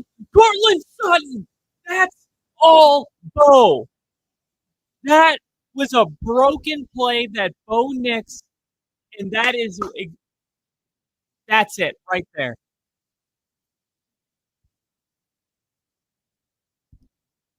Wow. Right over AJ Terrell. Oh, and it was a hell yeah to the sack. Okay, okay. I want the Broncos to kick their ass. Let's go, Bill. Let's go. I do too. I want a touchdown on this drive so bad. And here's a handoff. And this is Estime, who's going to pick up 5.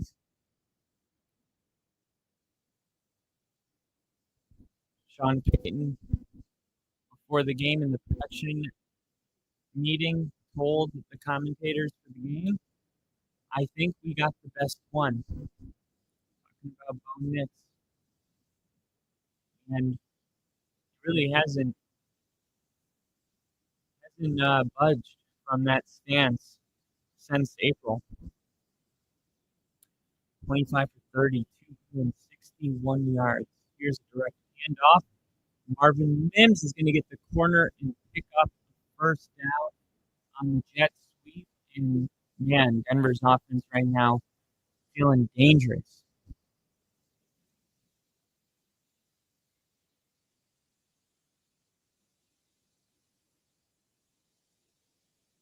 All right, so Denver won't call another play, and we will flip fields. We'll put our 4s up.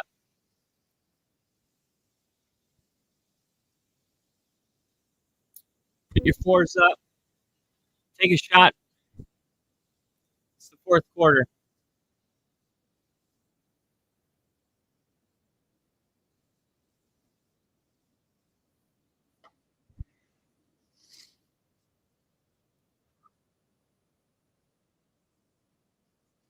Don't believe me, just watch.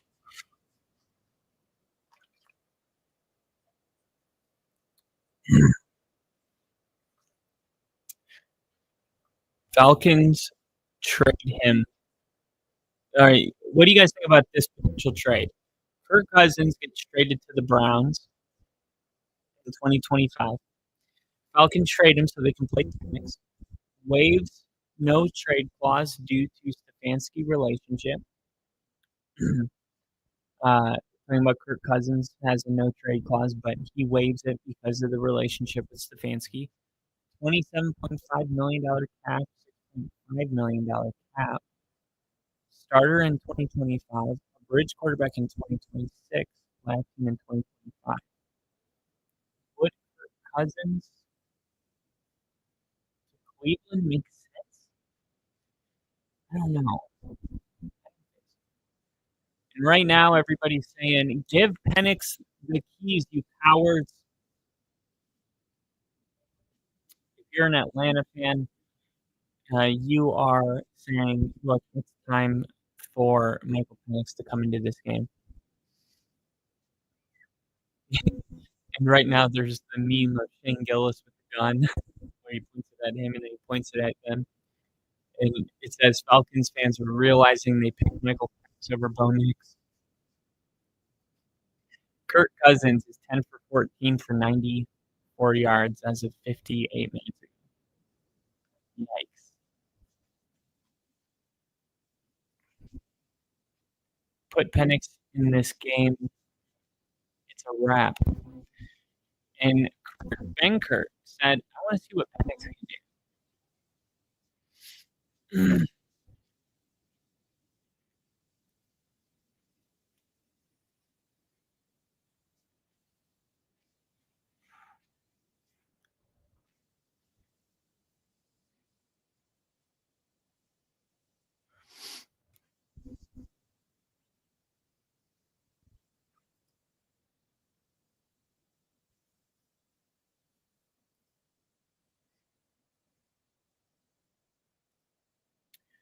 All right. 25 of 30. He has 136.3 passer rating right now. Right. Denver is 10 yards away from the red zone. Fakes the handoff, looking to pass, and check it down to Javonte Williams for a gain of 3. 2nd and 7.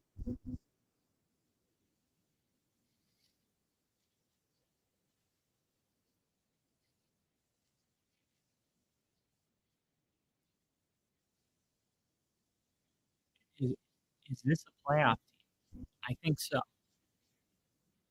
think this is a playoff team.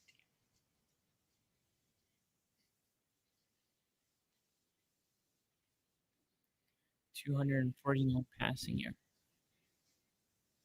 Here's a handoff. Oh, and Justin Simmons in on the hit.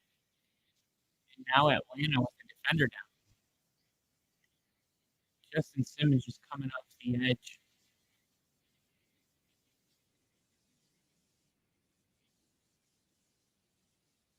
Oof.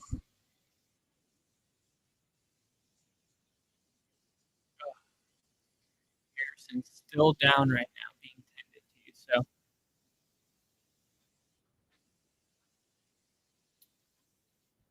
let's see what's going on. Jennings for the 49ers with a completion. What is that? Inside the 10-yard line? What we got? The 49ers looking to score here. 1st and goal. Take a 4-point lead on Seahawks. Here's the throw to McCaffrey. McCaffrey out at 3. Meanwhile, we got a 14 to 16 game still brewing in Buffalo. And that's going to be returned from the 5. And he's going to take it to the 13. So no movement in the Buffalo Bills City game. Let's see if Brock Purdy and the 49ers can take the lead with 9 minutes left here. Fakes the handoff, now throwing. Touchdown, Jennings. And Jawan Jennings touchdown. You guys want to hear something crazy? The my uncle, he lives in Goodlettsville, and I was at his house, and it was a Sunday. It was last Sunday, and I hurt my leg, and I was watching the Chiefs game, and I was on their couch, and the Amazon delivery guy came up, and he was like, "How'd the 49ers do?" And I was like, "Good, good." I was like, I think they lost." And he was like, "Oh man." He was like, "But how'd Jennings do?" And he was like, "That's my nephew." And I was like, "Jawan Jennings did really good. I think he had like 84 yards and like 9 targets or something like that." So I told him, and I just thought that was cool. All right, we are back in Denver. Zach Harrison able to walk off the field in his own power and go into the blue 10. 3rd and 8. Bo Nix empty backfield. Good sidearm to Jordan Humphrey. And it's going to bring up 4th down, and Denver's going to have to kick the field goal. Darnell Mooney has a hamstring now. He's questionable to return. Man, a lot of injuries. This would be a huge field goal, though. It's still a 22-point game right now. This would be a 45-yard attempt to make it a 25-point game. And it is good. So 31-6. Sounds went out for about 40 seconds. Ooh, I don't know why that happened. How are we doing now? Everything? Are we back?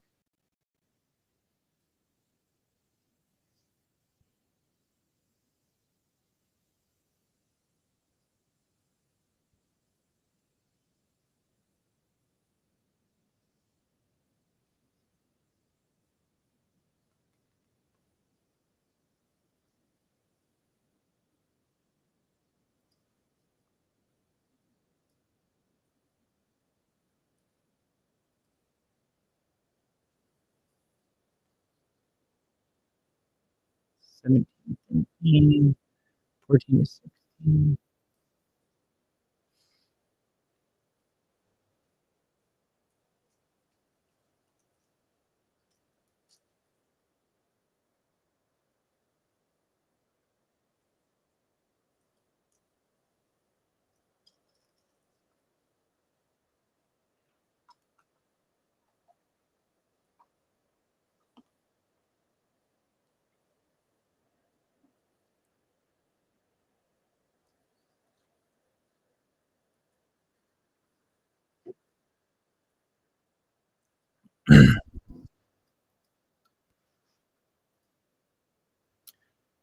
All right. I love the quarterback coach. I think he was a Giants quarterback. I think he was the Giants quarterback.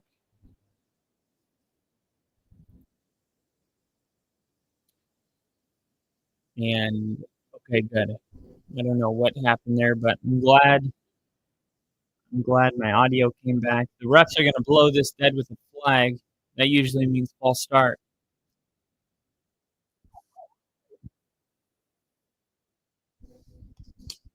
False start. False start.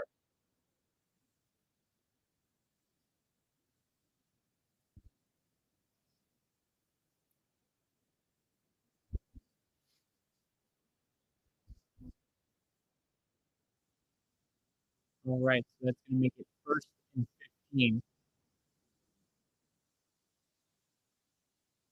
For Cousins looking to throw, and it's going to be Cordell Patterson. No, that's McLeod. Good play fake by Brock Purdy. San Francisco up 4 at home. Going to be quite a shot. Second and 10. For Cousins looking to pass.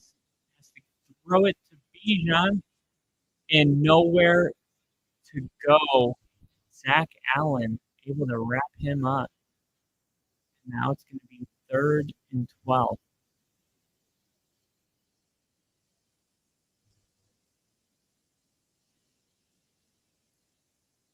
Man, Nick Benito.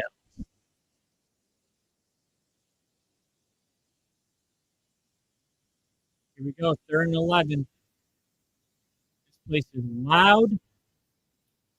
Pressure, sack, launch. Nick Benito.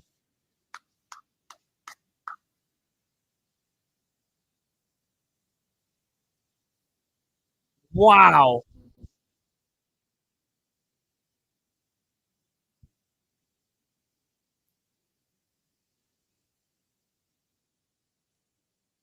Wow. Nick Benito just used his speed to get around the offensive line. Davis Webb, yes, excellent guy, and was very lucky to have him. This is going to be returnable. Return from 30. And he'll maybe get across the 40 there, so pretty good starting field position.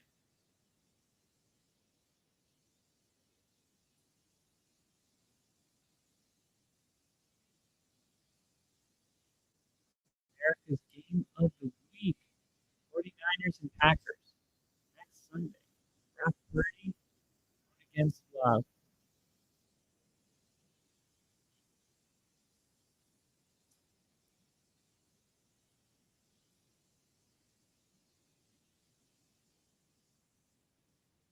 All right, ball on their own 41 to start this drive.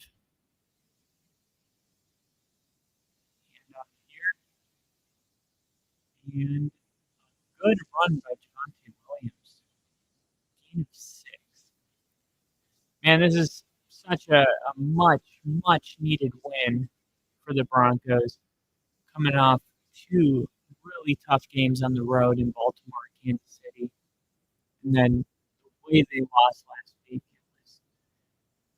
it was looking really, really rough. But man, this is the type of win that can really catapult you.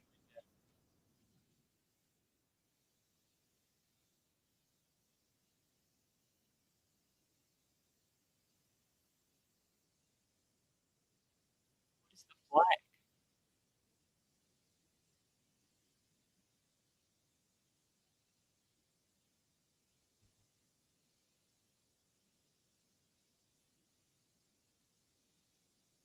All right, so there is no penalty.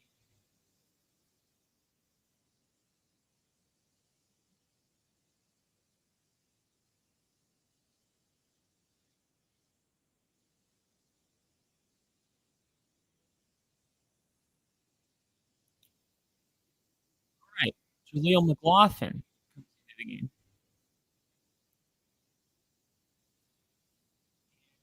McLaughlin is going to pick up the first down and more.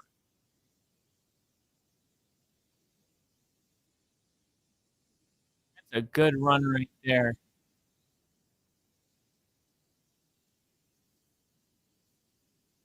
Such a small guy, but really good ball carrier vision. Just insane speed.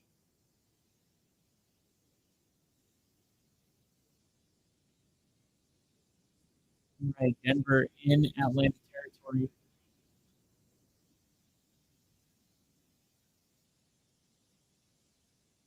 Now they're going to pitch it to Washington. Washington pick up 5. There was nothing there.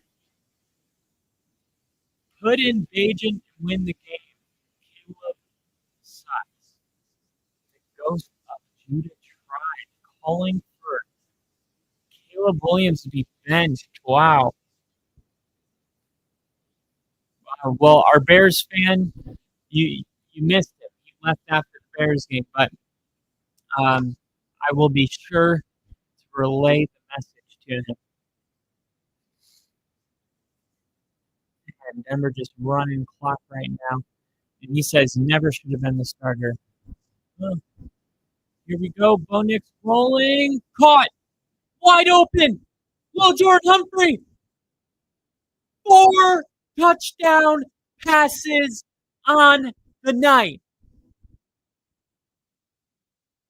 Bo leave. And that is Bo Nix's first 4 touchdown passing game. 37-6.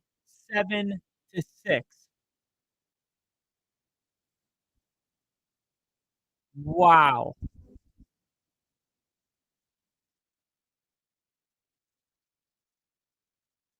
And Denver is up 32 points.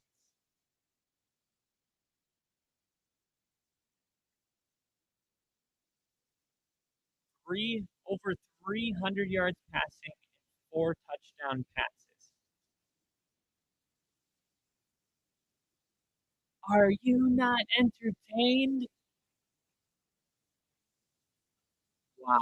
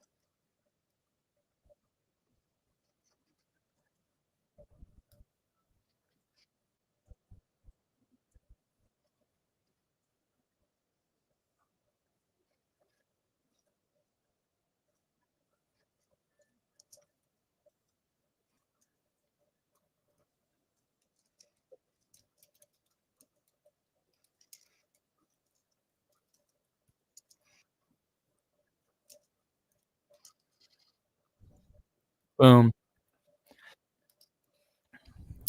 This guy is going to have a rough day.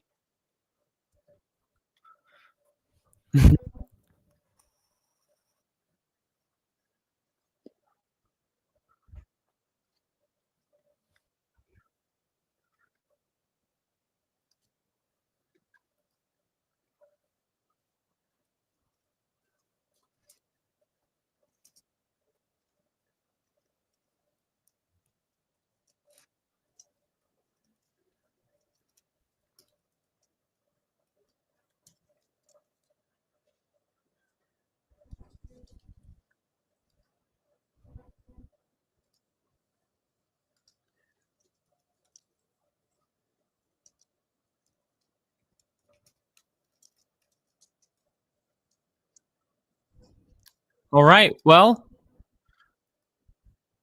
are we going to see Michael Penix Jr.?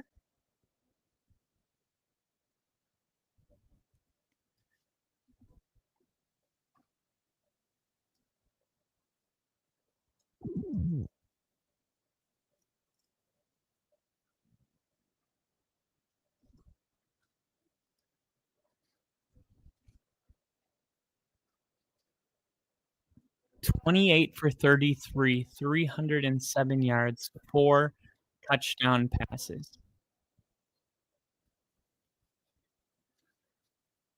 Yeah.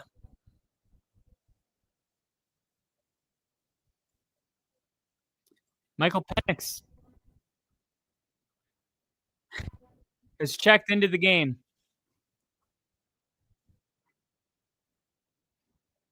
Well, why not? Kirk Cousins, not a good day. Not a good day.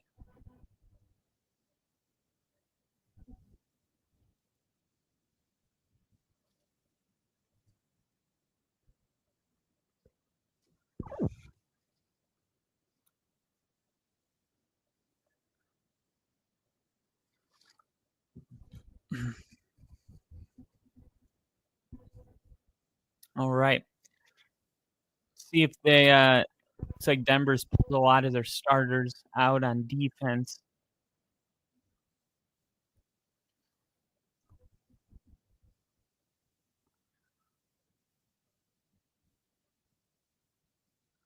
No Sertan in the game.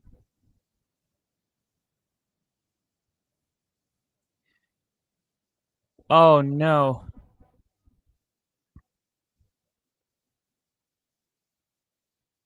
We got a Falcon down. That, that doesn't look good.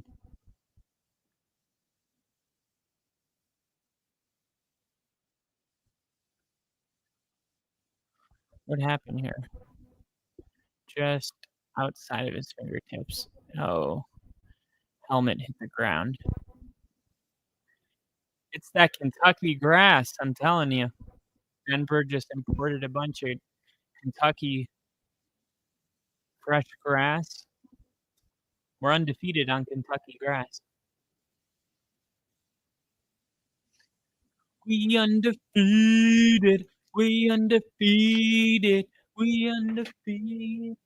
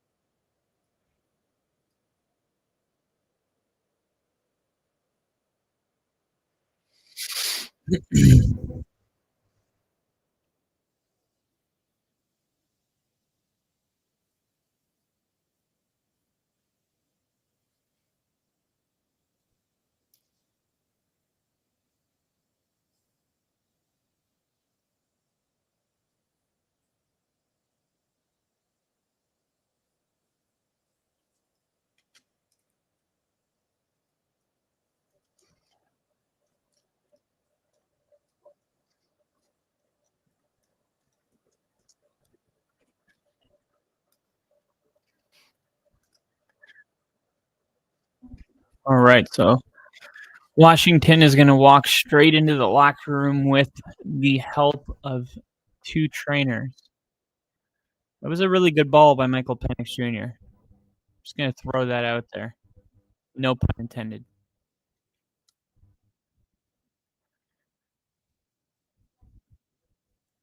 All right, so there's 8 minutes and 30 seconds left in the game. Michael Penix finishes this game strong. Can make things a little interesting, but Denver is out there without Sertan.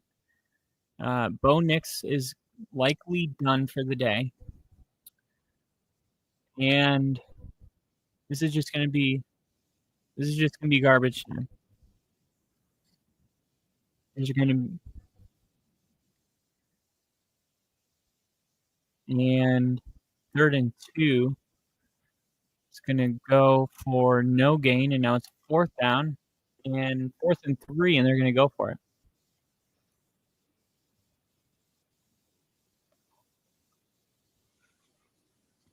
Fourth down and 2.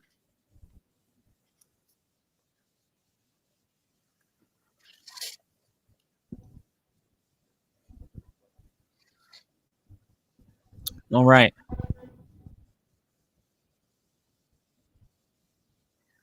Michael Penix pointing out the blitz and getting rid of it quickly and converting. And that'll be a 1st down.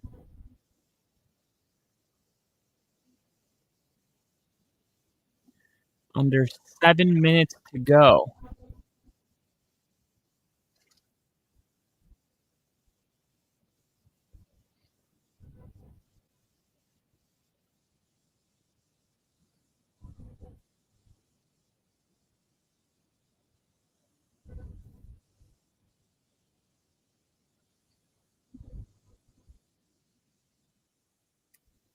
That's going to be a sack.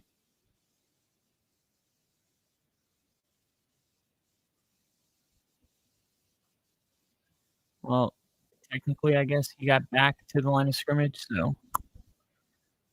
All right, look at the remaining schedule for Atlanta. The Chargers and the Vikings. Those are tough games, of course, the second one being Kirk Cousins' revenge game against the Vikings. But then the Raiders-Giants, 2 winnable games. And then they have the Commanders and the Panthers. So, I don't know. This team's looking more like a 9-win team to me. Wow. Nowhere. John Franklin Myers blew that play up. Loss of 5.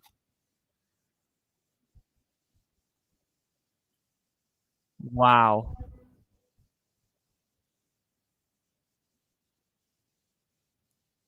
The Broncos defense up 31. You would not know it by the way they're playing. And in some starters not even in the game.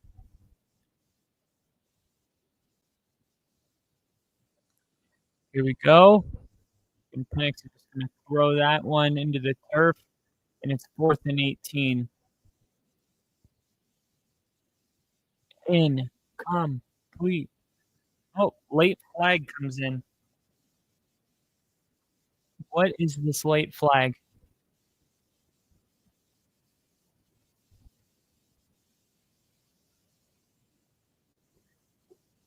Ineligible player downfield. Decline. And Nick Benito, man, he is just going off in this team, man.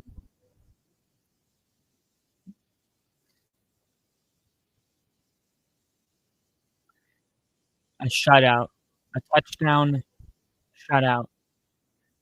Not giving up a single touchdown in this game.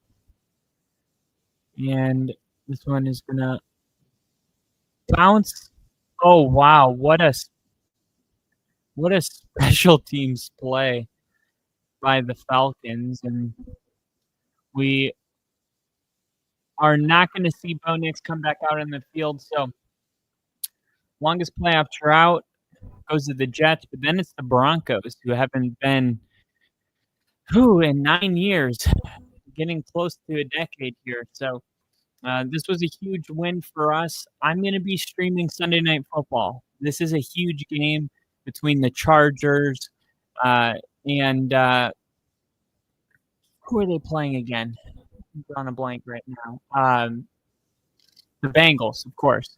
It's kind of interesting because normally we would cheer against an AFC West opponent, but the Bengals are like the only team that I think is a true threat to taking our playoff spot from us.